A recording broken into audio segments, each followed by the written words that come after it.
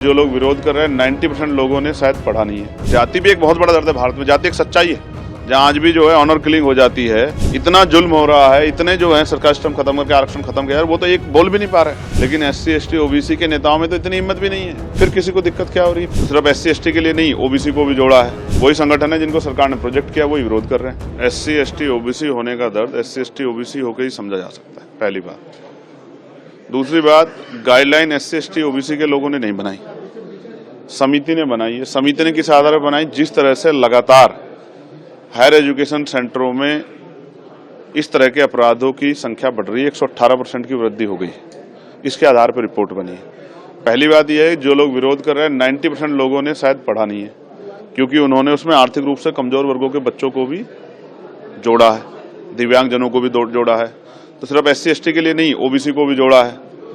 तो मेरी समझ में ये नहीं आ रहा है कि जब उसमें EWS यानी कि आर्थिक रूप से कमजोर वर्गों को जोड़ दिया गया है, जिसमें सारे ही सामान्य जाति के बच्चे हैं, ये अलग जो है आर्थिक रूप से कमजोर वर्ग है जिसमें SC ST OBC नहीं है, सिर्फ सामान्य जाति के बच्चों को 10% आरक्षण दे दिया गया है, तो उनको भी उसमें ऐड कर लिया गया। तो फिर किसी को दिक्कत क्या हो रही है? फिर वो सामान्य के, दलित के और पिछड़ों क्या? मैं तो इसको एक ट्रैप मानता हूँ।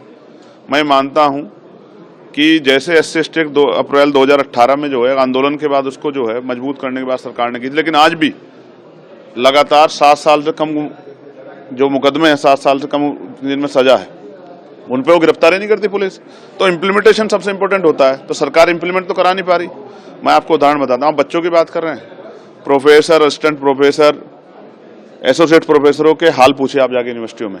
आप कोई PSU उठा लीजिए जहाँ रोस्टर फुलफिल हो रहा हो, जहाँ प्रमोशन दिया जा रहा हो, आपको DOPT गाइडलाइन फुलफिल हो रही है 45 दिन वाली, उसे भी छोड़िए। आप कोई सी सरकारी डिपार्टमेंट उठा लीजिए। अब मैं आपको इसी की बात करता हूँ, केंद्रीय विश्वविद्यालयों में सामाजिक न्याय सरकार का सुनिए, 45 विश्वविद्यालय हैं, एक SC का कुलपति, एक ST का और 5 OBC के।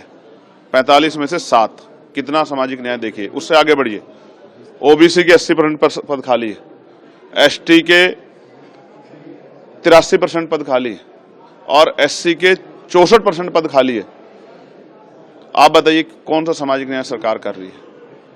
जो आंखों में दिख रहा है उस पर वो हो रहा है। मुझे ऐसा लगता है कुछ लोगों को जो अपना जन्म से अधिकार मानते थे, कमजोर वर्गों को, मैंने अपनी कानों से सुना, मैं बच्चों से बैठता हूं, जो कोटे को कोठा कह के जो है अपमानित करते थे।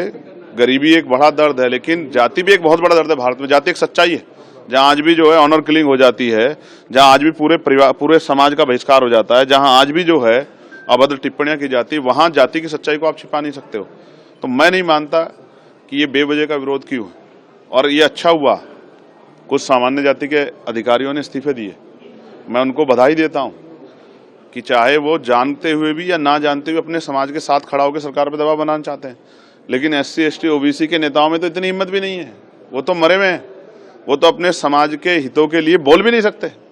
इतना जुल्म हो रहा है, इतने जो है सरकार सिस्टम खत्म करके आरक्षण खत्म किया, वो तो एक बोल भी नहीं पा रहे।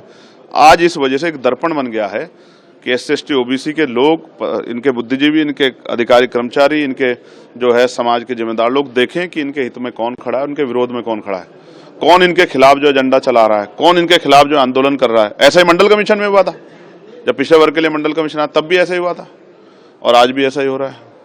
मीडिया में जिनकी बाहुल्यता वो बैठ कर डिबेट कर रहे हैं, सड़कों पे जो कुछ हो रहा है वो हम देख रहे हैं। वही संगठन है जिनको सरकार ने प्रोजेक्ट किया, वही विरोध कर रहे हैं। तो सबके सामने ये पूरा मामला शायद प्रयागराज के मामले को डाइवर्ट करने के लिए हो रहा है। बाकी उसमें कुछ ऐसा है नहीं। सरकार पढ़ ले, आप लोग पढ़ लो, ओपन डिबेट हो, अगर ऐसी कोई बात है तो ओपन चर्चा हो जाए, समाज के बीच चल जाए, लोगों को पता लग जाए क्या है। यही सच है जो आपके सामने है। सरकार सामाजिक न्याय के नाम पे कमजोर वर्गों के साथ धोखा कर रही है।